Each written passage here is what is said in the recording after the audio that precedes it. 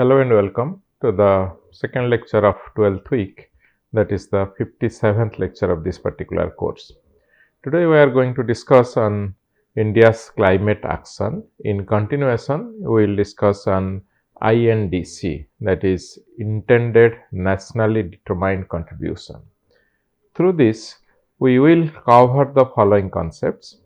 We will talk about, we'll introduce the term INDC, what does it mean, and how it is also a kind of binding to all the nations who are a signatory to the Paris Agreement.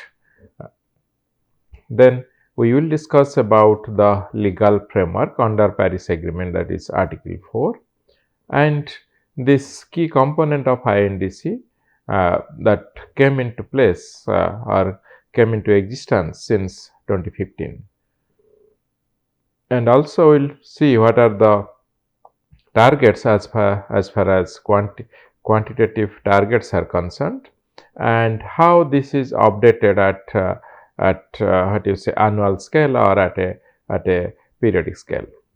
Then we'll also see India's progress on NDC targets with respect to the renewable energy, the carbon sinks, the sustainable lifestyle, and also India's future targets as far as 2030 and 2070 are concerned in the context of net zero pathways. Friends, NDC, or you say an intended nationally determined contribution, is a public place which is taken by a nation or a country in individual capacity, and it plans, or through this place a country plans to play its part in post 2020 collective action on climate change. So what does it mean? It's a self place by any country, and through that it commits, or a country commits, to take some collective action towards climate change. So these contributions are, as far as India is concerned, the INDC, or India's intended national determined contribution, is targeted to be achieved by or before 2030 or end of this particular decade. So what are the key features or legal framework?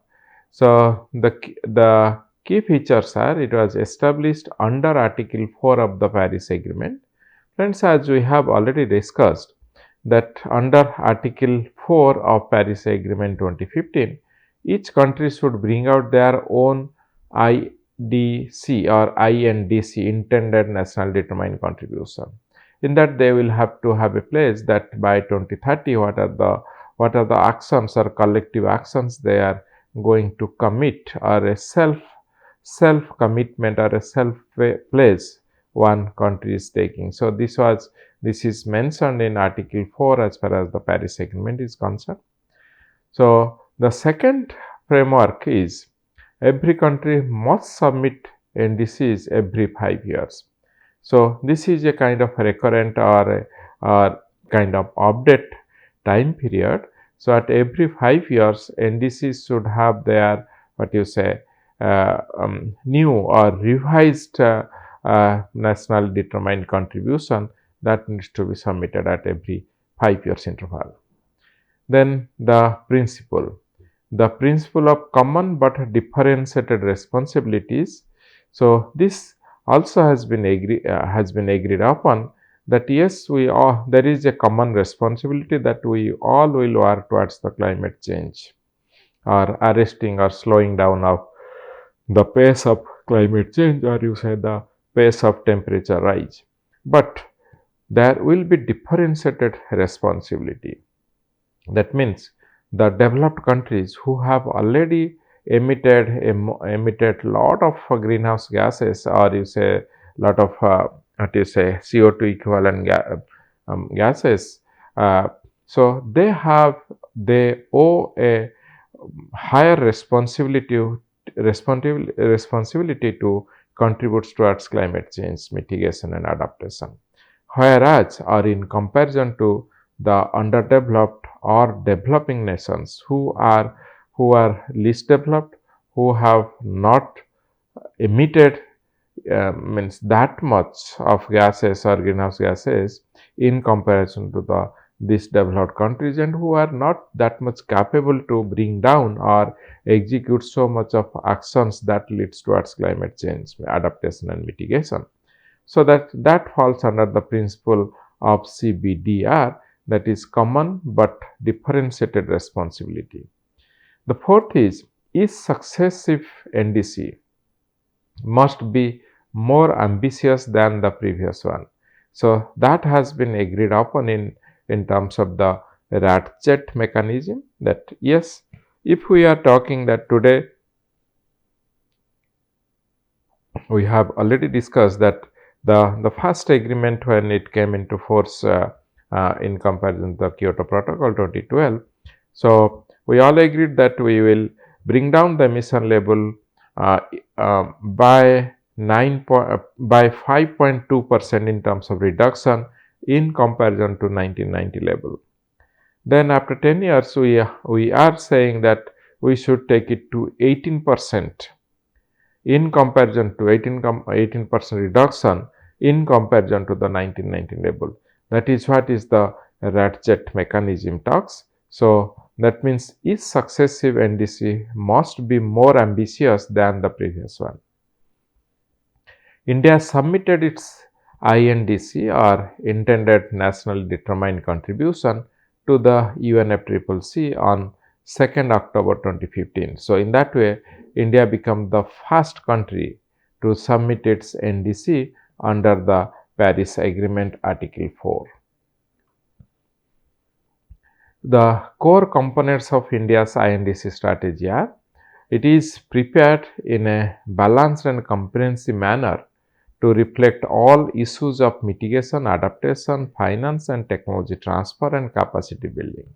So first is mitigation, second is adaptation, third is finance, fourth is technology transfer, and fifth is the capacity building. So that means it is a kind of balanced and comprehensive document which reflects all of this in terms of these 5 keywords or 5 aspects.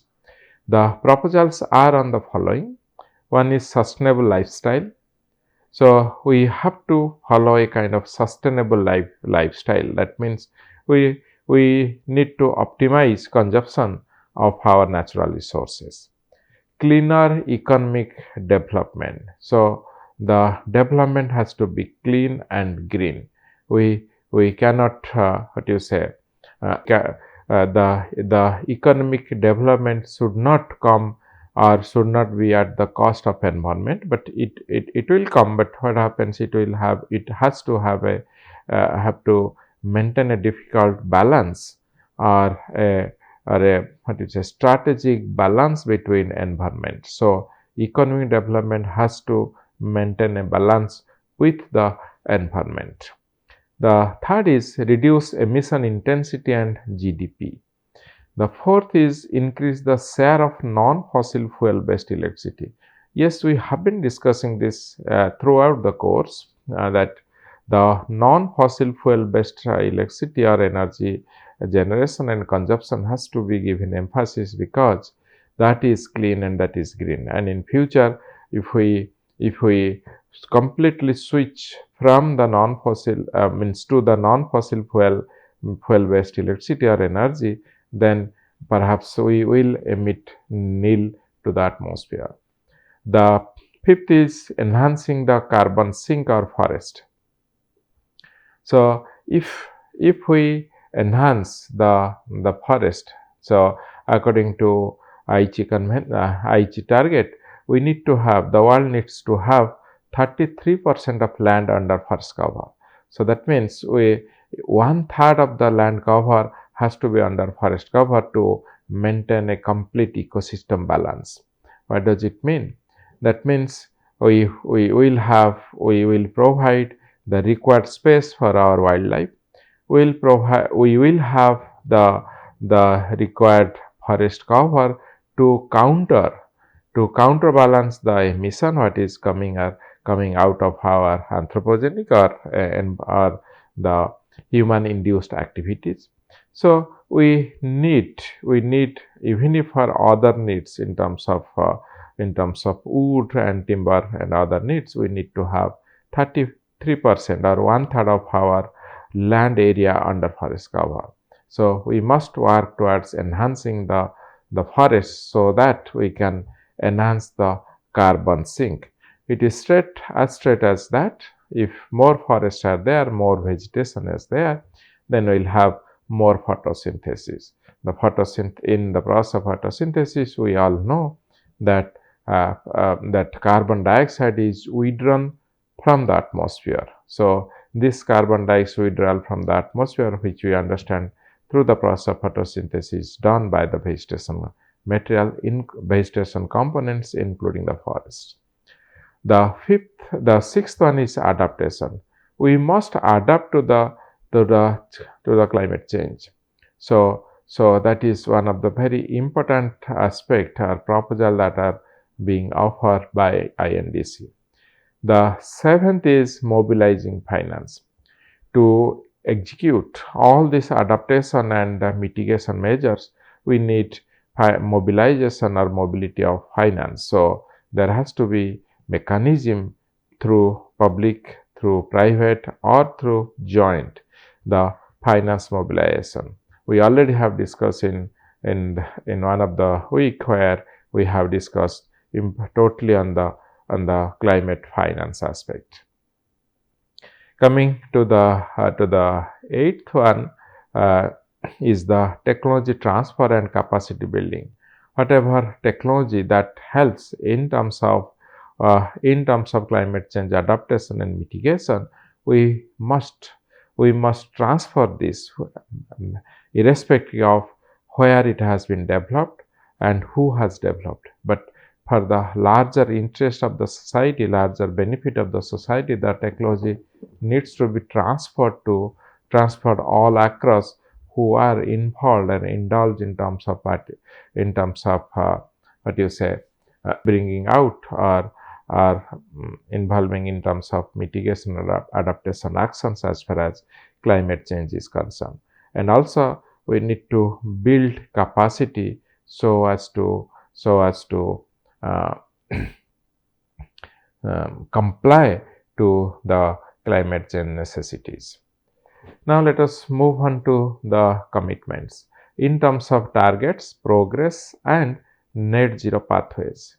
The Article 4 of the Paris Agreement provides that each party shall communicate a NDC that we have discussed, and every 5 years it has to be updated, and this has to be in accordance with the decision request parties to communicate or update this contribution at every 5-year scale.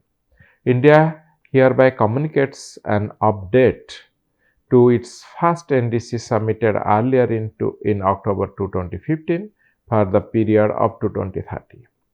So, but we understand that India's NDC is ambitious. It is a significant contribution towards the goal of the Paris Agreement. Environmentally sustainable, low carbon initiatives are underpinning all key sectors of the Indian economy. This update to India's existing NDC is a step forward towards our long-term goal of reaching net zero by 2070. So we understood in terms of the Panchamrit also discussed in some of our previous classes that with this we are going to achieve net zero by 2070. So India's 2015 NDC targets emission intensity reduction. So reduce the GDP emission intensity by 33 to 35% by 2030 from the 2005 level. So this is one of the very important target as far as India's 2015 NDC is concerned, that it has been so much committed or so much trying, or a pledge has been taken to reduce the GDP emission intensity by 33 to 35% by the end of this decade. Then non-fossil energy target. So achieve 40% of the installed power capacity, that means from non-fossil fuel sources by 2030. So from all the non-fossil fuel sources, as we have discussed earlier also, solar, wind and others, including the hydrogen. We need to achieve 40% of our other electricity demand by end of this decade. So that is as far as the non-fossil energy target is concerned. So the next is, as far as 2020 target is there as NDC, put forward and further propagate a healthy and sustainable way of living based on traditions and values of conservation and moderation, including through a mass movement for life. So life is the abbreviation, stands for lifestyle for environment. It is a key. It is key to combating the climate change. So that is very important that we must propagate a healthy and sustainable way of life, which is based on tradition and values of conservation and moderation. That is what is important as far as life is concerned. So lifestyle for environment. So the next is reduction in emissions. India intends to lower the emissions intensity of its GDP by 45% by the year 2030. This 45% target in the GDP reduction is compared to 2005. So as we discussed previously, creating carbon sink, India aims to develop an additional carbon sink of 2.5 to 3 billion tons of carbon dioxide equivalent through afforestation and reforestation initiatives. Fourth is energy from renewables. By 2030, the country aims to fulfill 50% of its energy. So look at this in terms of NDC. The first one, reduce emission intensity by 33 to 35% by 2030. Second is achieve 40% of power capacity from non-fossil fuels. Third, enhance adaptation investments in vulnerable sector, mountains, the coastal sectors, many other sectors where it is too vulnerable. The fourth is mobilize domestic and global climate finance. It is important because for execution of any adaptation and mitigation measures, we need finance flow. The fifth is create a 2.5 to 3 billion ton carbon sink. So if we create this much of carbon sink, then we are doing good as far as meeting our or reducing our emission target. Then promote sustainable living, as we understand all that if we follow a sustainable living which is green and clean, then perhaps we are emitting less and well matching to the requirement of sustainable development. Adopt a cleaner development path.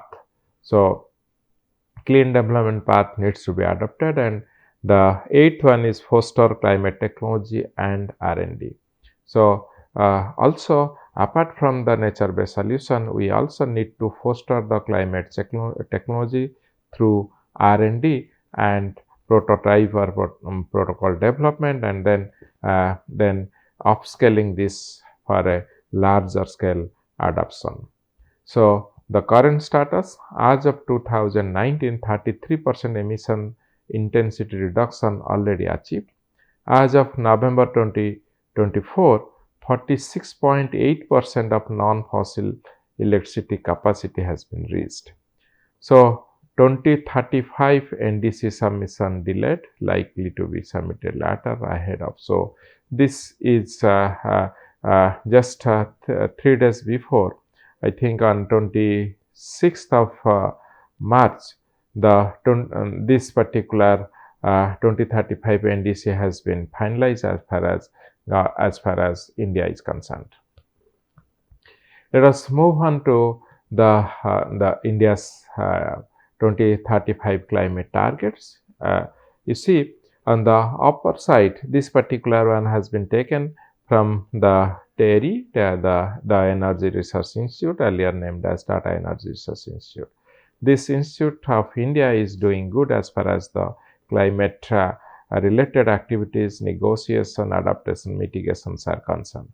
And also on the upper side, which are with a kind of red or a reddish was, are talking about India's major announcements for climate change. So, June 2008, the NAPAC, National Action Plan on Climate Change, have come into force. And in October 2015, India's NDC, nationally intended, determined contribution, which has come into place, marked India's commitment to the Paris Agreement with ambitious climate targets for 2030. Then in November 2020, declaration of the private sector on climate change. So this private sector participation including their their contribution in and financial aspect also has taken into has been declared, and declared at India CEO Forum.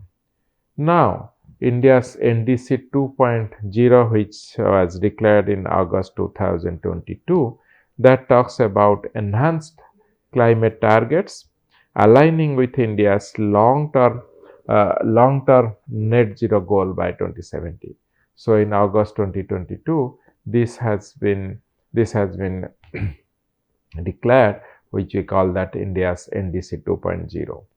And in July 2024, constitutional right to a healthy environment enhanced in India, and in 2026 particularly, just in the last week, that means 26th of March 26th March 26, this was declared the NDC 3.0, that includes the target for 2035. On the lower side, we can see a lot of actions and agendas and conventions has been carried out by TERI, including Corporate Action Plan, including Sustainable Tomorrow, Delhi to Paris, guiding framework for India's long-term strategy, kind of fiscally responsible green stimulus, CEOs for future prioritizing business action for ocean recovery, then TERI's industry charter for near zero emission target by 2050.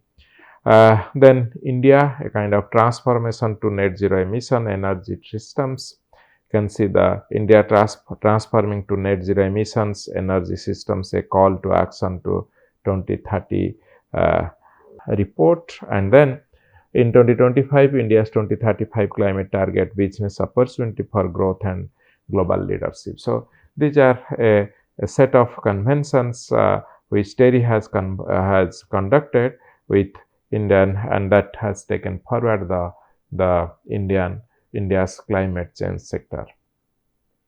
So the mitigation actions in India's INDC, intended nationally determined contribution. So there are 13.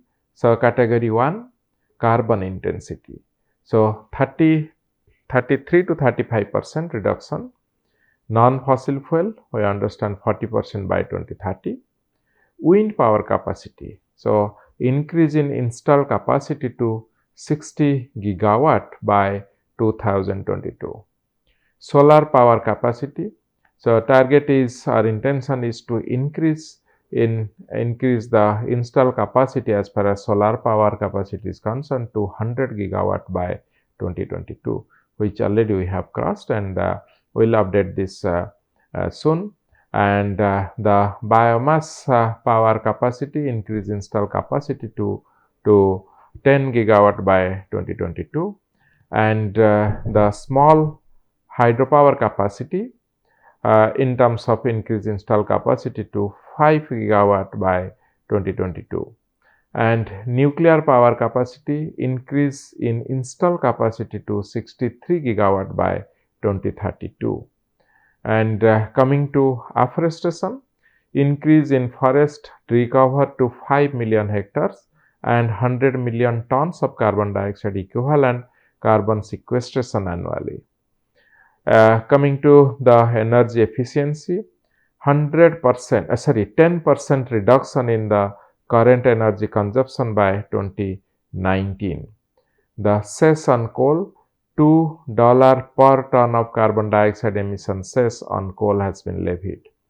Building sector, replacement of 200 million incident bulbs and reductions of the energy consumption in fans by 50% by penetration of super sufficient, or you say by the penetration of this super efficient fan. Coming to the transport sector, 20% blending of biofuels, both biodiesel and bioethanol by 2017, 6 to 7 million hybrid and electric vehicles per year by 2020. Then the third is switch from Bharat Stage 4, that means BS4, fuel to Bharat Stage 5, BS5, and then 6, BS Stage 6 across the countries. As far as industry sector is concerned, 4 to 5% reduction in specific energy consumption compared to 2012. Compared to 2012 level, using market-based energy efficiency trading mechanism covering 8 energy-intensive industrial sectors. Now, moving on to India's progress on NDCs.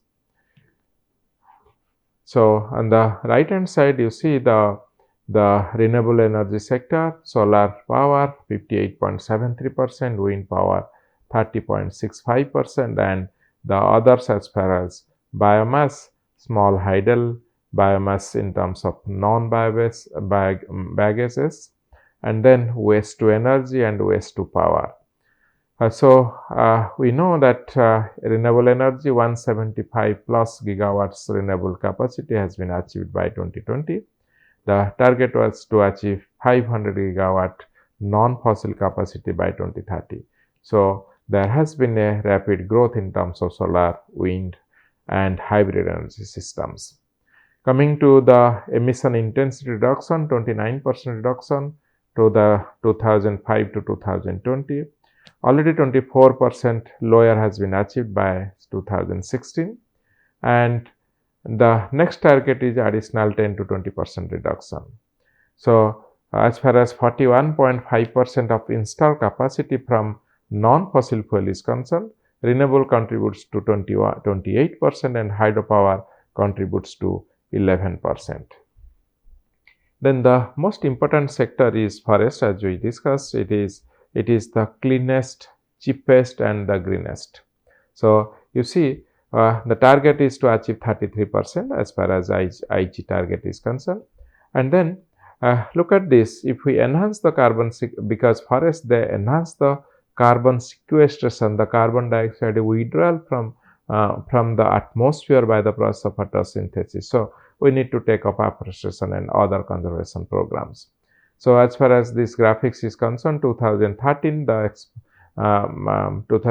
to 2023, the expansion in terms of forest cover from 698,712 square kilometer to 715,343 square kilometer. Whereas there is also a decline in terms of the fire incidence from 2021-22 to 23-24.